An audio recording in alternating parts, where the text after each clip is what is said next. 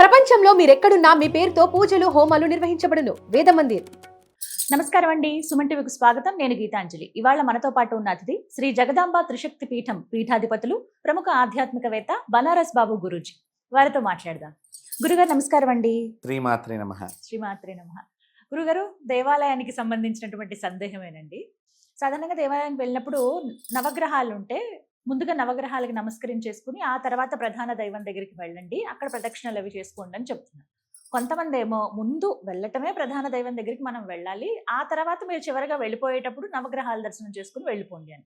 అక్కడ ప్రదక్షిణలు చేయొద్దని, వెనక్కి తిరిగి మళ్ళీ చూడవద్దని, ఎక్కువసేపు అక్కడ గడపవద్దని, అంటే కేవలం నవగ్రహాల ఆరాధనకు వెళ్ళినప్పుడు మాత్రమే మీరు అక్కడ ఉండండి, మిగతా సమయంలో ఎక్కువ అక్కడ ఉండొద్దు అని ఇలా రకరకాలుగా చెబుతూ ఉన్నారు. అంటే అసలు మన శాస్త్రం ఏం చెప్పింది దేవాలయ దర్శనం, అంటే ఆ ప్రక్రియ ఎలా ఉండాలి, అసలు ఏ విధంగా ఒక్కొక్కటి మనం దర్శనం చేసుకోవాలి తెలియచేస్తారా? ఆదిత్యాయ చ సోమాయ మంగళాయ బుధాయ చ గురు శుక్ర శనిభ్యశ్చ రాహవే కేతవే నమో నమః. శ్రీ నవగ్రహ దేవతాయే నమో నమః. చాలా మంచి ప్రశ్న ఇది. అయితే మీరు ఈ దేవాలయ సందర్శన ఎలా చేయాలి అనే మాట కూడా మీరు మాట్లాడారు కాబట్టి ఇక్కడ చాలా ముఖ్యమైన విషయంతో నేను మొదలుపెట్టి ఆ మిగతా విషయాన్ని చెప్తాను. తప్పకుండా. చాలామంది ఈ రోజుల్లో స్త్రీలు దేవాలయానికి వచ్చేటప్పుడు దేవాలయ పద్ధతికి సంబంధించిన వస్త్రధారణ లేకుండా వస్తున్నారు. ఇది చాలా పెద్ద తప్పు. అలా రాకండి. స్త్రీలనే కాదు, పురుషులు కూడా అదే విధానంగా వస్తున్నారు.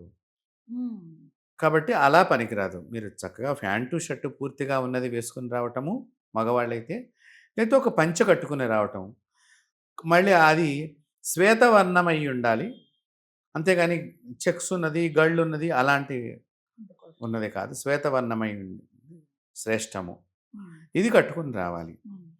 వస్త్రధారణకు వచ్చేసరికి ఈ ప్యాంటు వేసుకున్న వాటికి చిరిగిపోయినటువంటి జీన్ ప్యాంట్లు చించుకుని వేసుకుంటున్నారు కదమ్మా, అలాంటి వస్త్రధారణ చేసి గుడికి రావద్దు.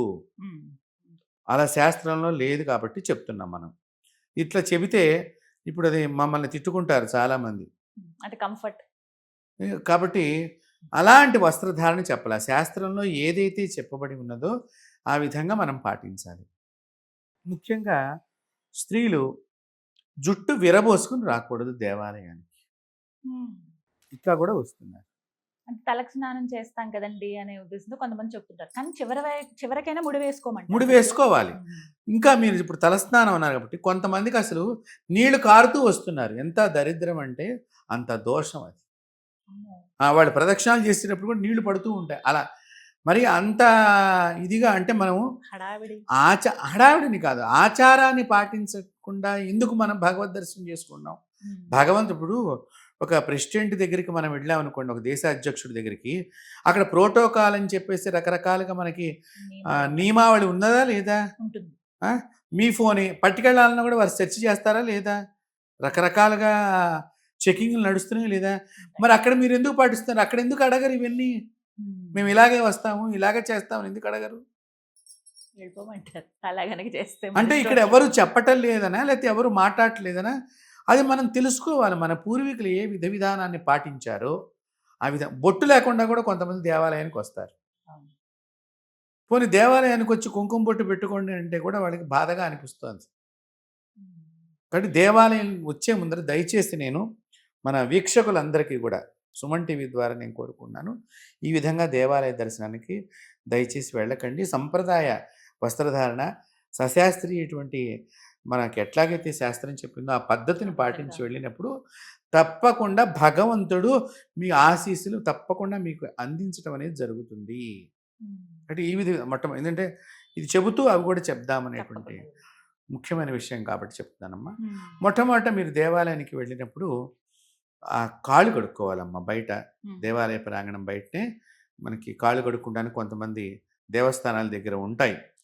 అవి కాళ్ళు కడుక్కోవటం ఒకటి ముఖ్యంగా. ఈ లోపలికి ప్రవేశించిన తర్వాత కాళ్ళు కడుక్కున్న తర్వాత మీరు నవగ్రహాలకి మొట్టమొదట ప్రదక్షిణ చెయ్యాలి. నవగ్రహ ప్రదక్షిణ అయిన తర్వాత మళ్ళీ కాళ్ళు కడుక్కోండి.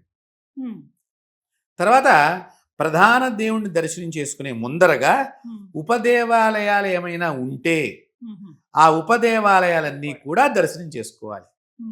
ఇప్పుడు ఇక్కడ ఎట్లా మనం చూడండి, ఒక ముఖ్యమంత్రి దగ్గరికి వెళ్ళే ముందర ఇక్కడ ముందర మనం ఒక ఎమ్మెల్యే సహాయాన్ని తీసుకుంటాం. తర్వాత ఆయన ఒక మంత్రి గారిని పట్టుకుంటాడు. ఆ మంత్రి గారు మళ్ళీ అక్కడ ఉండే పిఏకి చెప్తాడు మా వాళ్ళు వస్తున్నారని.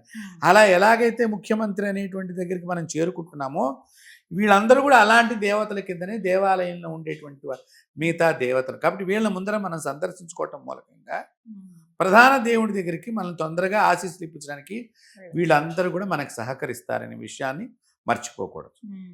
ఇది దేవాలయంలో ముఖ్యంగా. ప్రధాన దేవుడిని దర్శనం చేసుకున్న తర్వాత మిగతా చోట్లకు మనం వెళ్ళకూడదు. ఇంకా వెళ్ళకూడదు. అక్కడ మనం కూర్చోవాలి.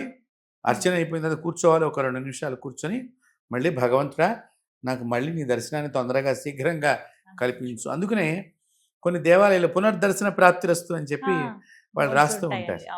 కాబట్టి ఆ విధంగా మళ్ళీ మనకి దర్శనం కలిగేటట్టుగా మనం చూసుకోవాలి తప్ప నవగ్రహాల దగ్గరికి వెడితే మళ్ళీ ఈ దేవుడి దగ్గరికి వెళ్ళకూడదా అట్లాంటిదంటూ ఎక్కడా కూడా శాస్త్రాల్లో లేదు. చక్కగా కూడా వెళ్ళవచ్చు. నవగ్రహాలు కూడా దేవతలే. అవి ఉపదేవతలు మనకి భూమికి దగ్గరగా ఉండే గ్రహాల కింద మనం మాట్లాడుతున్నాం. వారు కూడా దేవతలే. దానిలో దేవగురువు బృహస్పతి ఉన్నాడు. అలాగే దేవగురుతో సమానమైనటువంటి గురువు శుక్రాచార్యులు వారు దానిలో ఉన్నారు. అలాగే మహావిష్ణువు యొక్క భక్తుడైనటువంటి బుధుడు దానిలో ఉన్నాడు. అలాగే సుబ్రహ్మణ్య భక్తుడైనటువంటి కుజగ్రహం దానిలో ఉంది. సర్వదేవతలు నిత్యము ఏ దేవుడు కావాలని కోరుకుంటున్నారో ఆ దేవుడు సూర్యుడు మధ్యస్థానంలో ఉన్నాడు. అలాగే సూర్యపుత్రుడు వెనకాతల పడమర భాగంలో నవగ్రహాల్లో అందరూ కూడా భయపడిపోయేటువంటి శనిదేవుడిగా పిలువబడుతున్న ఆయన ఉన్నాడు. అలాగే అమ్మవారి మాట వినేటువంటి రాహు అక్కడే ఉన్నాడు. గణపతి మాట వినే కేతు ఉన్నాడు. కాబట్టి అందరూ కూడా అక్కడ పెద్ద దేవతల మాటలు వినేటువంటి దేవతలే ఉన్నారు అక్కడ.